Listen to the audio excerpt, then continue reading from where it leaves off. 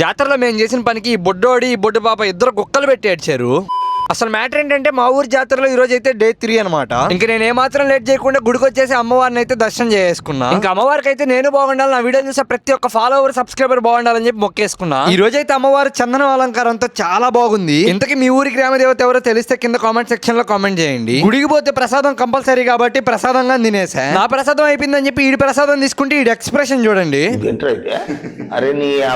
ఇక్కడ కనపడుతున్న ఈ క్యూట్ బుడ్డి పాప అయితే నా సబ్స్క్రైబర్ అంట. ఇంకా బుడ్డి పాప ఒక బుడ్డ కుండ పట్టుకుని ఎంత క్యూట్ గా ఉందో కదా. ఈ బుడ్డోడికి అయితే మేము స్టార్టింగ్ లో దెయ్యం చూపిస్తాను, అప్పటి నుంచి మా తలకాయ తింటా ఉన్నాడు, దెయ్యం చూపించండి అన్న అని. వీడికి ఇలా కాదని చెప్పి అక్కడ పకట వేషాలు వేసుకుని వాళ్ళు డాన్స్ చేస్తుంటే వాళ్ళ కాడే తీసుకుపోయి బట్టిస్తే వాళ్ళని చూసే భయపడి ఏడ్చాడు. మళ్ళీ వీడు దెయ్యం చూస్తాడంట.